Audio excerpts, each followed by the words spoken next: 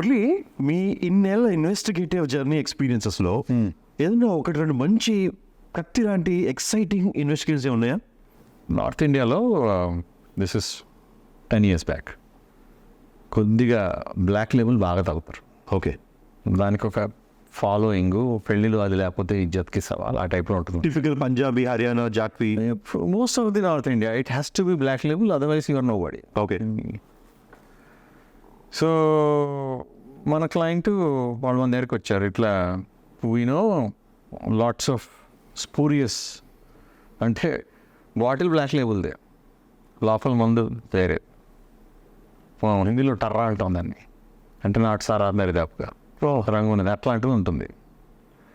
ఎట్లా ఏంటి నేను పట్టుకోవాలి, ఎవరు చేస్తున్నారు మాకు అర్థం కావట్లేదు. పెద్ద పెద్ద షాపులకు వస్తుంది స్టాకు, అమ్ముడు అవుతుంది, serious revenue loss. And also దాని మీద జెన్యూన్ ఎక్సైజ్ స్టిక్కర్ ఉండదు. వాడు వచ్చి నువ్వు పంపించామంటాడు, ఎక్సైజ్ వాడు ఇదేమేమో పంపించింది కాదు, కంపెనీ పట్టుకుంటారు. సో రెండు విధాలుగా దెబ్బతిన్నారు. So investigation started and this that. Stock తీసుకొచ్చాము, చెక్ చేసాము, బాటిల్స్ చెక్ చేసాము, బాటిల్ తయారవుతుందా, లేదా స్టిక్కర్ తయారవుతుందా, మందు ఎక్కడ తయారవుతుంది, ఎందుకంటే ఏది డూప్లికేట్ ఉందో ఇట్లా ఎక్కడో ఆ చైన్లో ఎక్కడో అవ్వాలి కదా ఇంటరప్షన్. సో వాళ్ళ ఫ్యాక్టరీస్ అన్నిటికీ వెళ్ళాము మేము. వాళ్ళ మందు పోసారు, పోనీ వాళ్ళ జానువాకర్ సొంత ఫ్యాక్టరీలోంచి బయటకు వచ్చేస్తుంది ఓ సైడ్కి, అక్కడి నుంచి వీడియో చేస్తాం. అట్లప్పుడు అన్ని హైపోథెసిస్ అనమాట, అన్ని చేయాలి మనం. చివరికి అంతా చేసిన తర్వాత బయటకు వచ్చింది ఏంటంటే, there is a gang which buys Johnnie Walker square bottle ఉంటుంది, స్పెసిఫిక్ షేప్లో ఉంటుంది బాటిల్, ఒరిజినల్ బాటిల్. బార్ల నుంచి, కస్టమర్ల దగ్గర నుంచి, స్క్రాప్ డీలర్ నుంచి ఎక్స్ట్రా డబ్బులు ఇచ్చి 100 రూపాయలు, 200, 300 ఇచ్చి ఖాళీ బాటిల్ కొంటున్నారు. That's a first thing we cracked. Then there is a unnamed location in Uttar Pradesh where they are making brand new caps. And not too far from that factory, there is a factory which is making new stickers to stick on the bottle. ఈ మూడు crack చేసిన తర్వాత then అవన్నీ వస్తున్నాయి location దగ్గరికి. అక్కడ లోకల్గా ఏ alcohol దొరికితే ఆ ఆల్కహాల్, కలర్ యాడ్ చేస్తే కలర్, వాటర్ పోస్తే వాటర్ పోసి ఆయన నింపేసి అన్ని ఒరిజినల్ అని నీ దగ్గర బాటిల్ ఉంది, నీ దగ్గర కొత్త క్యాప్ ఉంది, స్టిక్కర్ ఉంది. So we said this is the thing. Then the another problem, దీంతో డబల్ ఇన్వెస్టిగేషన్ అనుకోండి, ప్రివెన్షన్ ఎట్లా. అది అరెస్ట్ చేశారు పెట్టారు, మళ్ళీ 6 నెలలు బయటకు వస్తాడు బయలు తీసుకొని, మళ్ళీ అదే పని చేస్తాడు, మళ్ళీ 6 నెలలు పడుతుంది గోడలో పెట్టడానికి. ఇట్లా కాదని మేము ప్రివెన్షన్ ఏం చెప్పామంటే, సార్ మీరే కొనండి బాటిల్స్, వాడిచ్చిన రేటు మీరే ఇవ్వండి, మార్కెట్లోంచి బాటిల్స్ క్లీన్ చేసేయండి. Bottle is very hard to manufacture. So అది ప్రివెన్షన్ కింద ఇచ్చి ఆ సప్లై చైన్లో అది బ్రేక్ చేసాం. ఇంట్రెస్టింగ్. సో చాలామంది మందుబాబులు ఉంటారు కాబట్టి this may touch them. So that's how we broke the spurious liquor chain in Johnnie Walker. Wonderful. ఇంకో ఎగ్జాంపుల్ కొద్దిగా హైటెక్ ఇది, అదేమో చాలా లోటెక్ నింపటవాక్. మీరందరూ ఇంక్జెట్ ప్రింటర్లు, కలర్ ప్రింటర్లు అవి కొంటా ఉంటారు ఇంట్లో. అండ్ యూనో కిట్ రీజనబుల్ 5,000-6,000, 7,000 మంచి ప్రింటర్ వస్తుంది. కానీ ఇంకు కొనడానికి వెళ్ళినప్పుడు 1000 రూపాయలు, 2,000 వద్ది గట్టిగా 3 క్యాట్రిడ్జ్లు కావాలంటే. టిపికలీ మన కార్ కొన్నా, బైక్ కొన్నా అంతే. బైక్ అంటే తర్వాత సర్వీస్లు, పార్ట్లు వాటికి ఎక్కువ డబ్బులు అవుతాయి మనకి. అదేమో తెలియదు కానీ దీంట్లో డిస్ప్రపోర్షనేట్. ఎందుకంటే 7,000 నీకు మెషిన్ అయితే 1/7 ఈజ్ యువర్ రీఫిల్. సో 1,000 రూపాయలు, 800 రీఫిల్ ఉంటుంది. సో అది నేను బరిలో లాగడానికి that is their business model and legitimately there is nothing wrong about it. మన డయాగ్నోస్టిక్ ల్యాబ్స్లో ఎక్విప్మెంట్ ఉంటుంది, మన బ్లడ్, సీరమ్ అనలైజ్ చేయడానికి. And they are large machines and expensive machines. దాన్ని అనలైజ్ చేయడానికి నీకు రీఏజెంట్స్, కెమికల్స్ అవసరం అవుతాయి. అది ఆ కంపెనీ కూడా వాడతాడు. నేను ముందు ఇంక్జెట్ ప్రింటర్ ఎగ్జాంపుల్ ఏం చెప్పాలంటే, సేమ్ ప్రిన్సిపల్ మీద ల్యాబ్ ఎక్విప్మెంట్, లార్జ్ ఎక్విప్మెంట్స్ కూడా అట్లా నడుస్తాయి. కంపెనీ వాడు సడన్గా నోటీస్ చేస్తే వాడి బిజినెస్ మోడల్ ఇంక్జెట్ మోడలే అనమాట. మెషిన్ మీద రావు డబ్బులు, ఆ రీఏజెంట్స్ మీద డబ్బులు వస్తాయి మంత్లీ, వాళ్ళు కొంటా ఉంటాయి ల్యాబ్స్ వాళ్ళు అందరూ. రెవెన్యూ డిప్ అయిపోయింది, ఎందుకు అర్థం కావట్లేదు. వాడు వెళ్ళి కనుక్కుంటే ఇట్లా ల్యాబ్స్ వాళ్ళు చాలామంది మీ కెమికల్స్ మాకు అవసరం లేదు, మాకు చీప్ ఉన్నాయి అన్నారు. వీడికి అర్థం కాలేదు అది ఎట్లా పాసిబుల్. ఎందుకంటే ఆ మెషిన్లు వీడి దగ్గర కొన్న రీజన్లో యాక్సెప్ట్ చేస్తాయి, వేరే యాక్సెప్ట్ చేయవయి. సో అది పని చేయరు వేరేది పెడితే. కానీ వేరేది పని చేస్తుంది, అందరు కొనేసుకుంటున్నారు. వీడికి టోటల్గా ఇంకా అది ఇంకో 3 నెలలు నడిస్తే కంపెనీ మూతపడుతుంది, ఇంత పెద్ద కంపెనీ. షెట్. So we called for investigation to figure out. We went and located, okay, ఏంటి ఆ రీజన్ ఏంటి అమ్మేవాడు ఏంటి అది లొకేట్ చేసాం. So finally nothing shocking here, but ఆ కెమికల్ తయారు చేసినోడు he reverse engineered the code. మీరు ఆ క్యాటరేజ్ ఎప్పుడైతే లోపల పెడతామో అది ప్రతి క్యాటరేజ్కి యూనిక్ కోడ్ ఉంటుంది.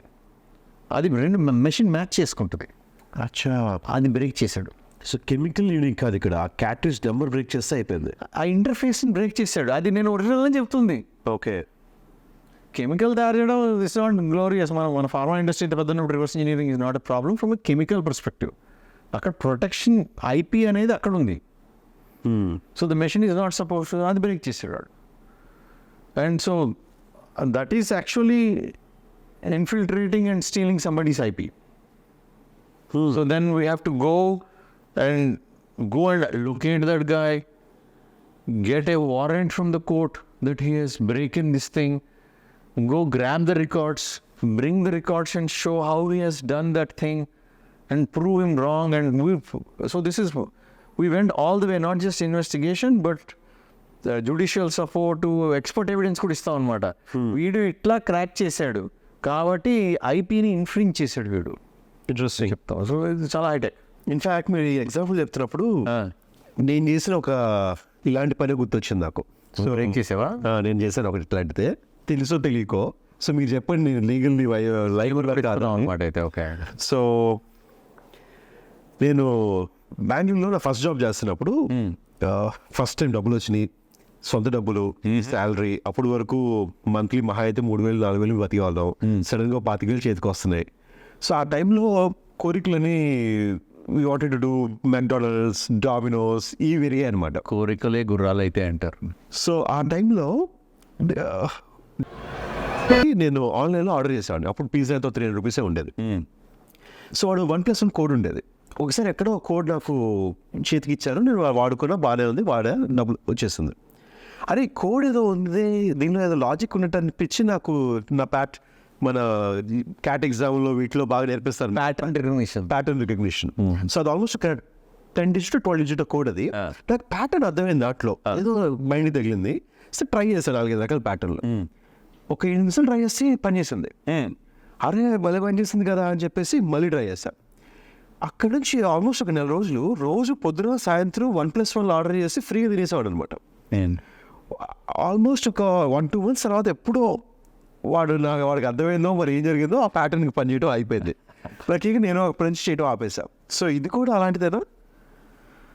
You can say so.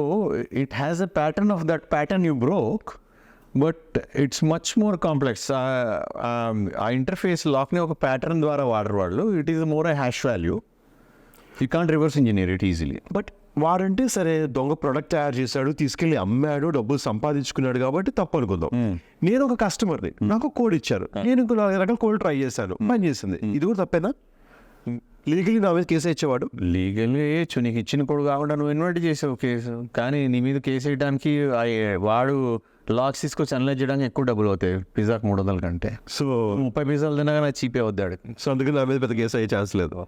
So it is investigation చేస్తే వచ్చే బెనిఫిట్ లేనప్పుడు ఎవడు ఇన్వెస్టిగేషన్ చేస్తాడు? నేను పట్టుకోవడానికి ఎవడు వస్తాడు చెప్పు. సో అంటే మనకు తెలియకుండా ఇట్లా చాలా రకాల క్రైమ్లు అవుతూ ఉంటాయి. ఇవి క్రైమ్ కింద కౌంట్ చేస్తే ఒకవేళ, బట్ దాని మీద ఖర్చు పెడితే ఎక్కువ డబ్బుల కంటే కూడా ఇది పోతే వదిలేస్తారేమో. అసలు బహుశా వాడి రెడార్లోకి వచ్చి ఉండదు. 30 పిజ్జాల కోసం వాడు he will think that it is beneficial. ఒక మనిషిని ఎడిక్ట్ చేశాను ఆనందపడతాడు.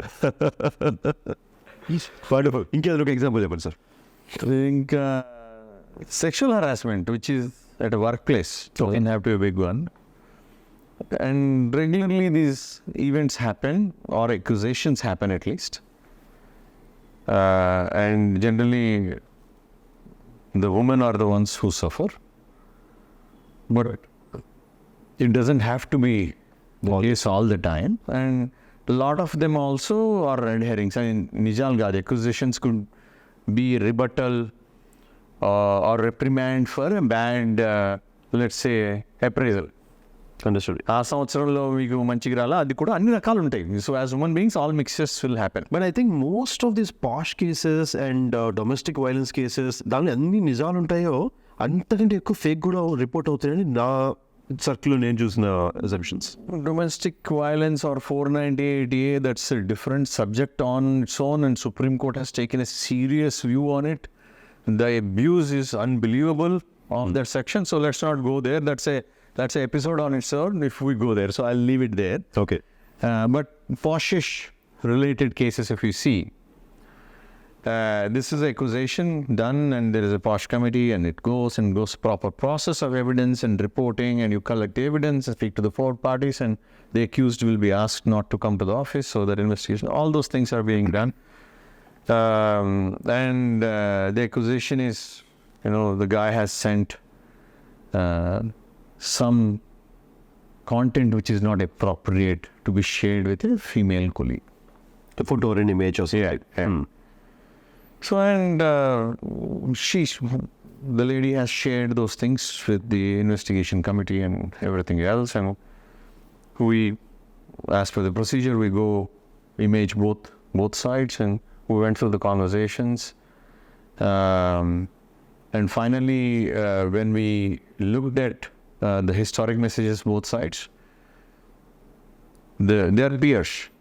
So there's no reporting relationship. Okay, same లెవెల్లో ఉన్నారు వాళ్ళు. అది వేరే రిపోర్టింగ్ రిలేషన్షిప్ లేదు. సో ఒకళ్ళు ఇంకోళ్ళు ఎప్రెస్ చేసేది విషయం లేదు. So nobody can accuse that నేను నీకు బ్యాటరీ వ్యూ ఇచ్చా కాబట్టి ఇచ్చాను, అక్యూజేషన్ లేదు.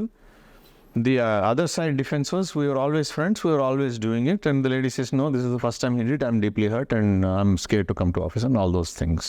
I don't want to be, and he needs to be fired, etc. So, what we found in the historical records on the lady's laptop is that lots of deleted emails. We have a process of undeleting them forensically, and we recovered them and everything else. And we actually found there are lots of historical discussions which are nearly as same as the one she is accused. And also, and some of the emails where she sent. no, that guy admitting to her that he's a gay. So there is no question of any intent, and that means that she already knows his gender choices and what his sexual beliefs. So the intent to harass somebody sexually and you deleting emails, historic ones, culminates in anticlimax from a typical posh case.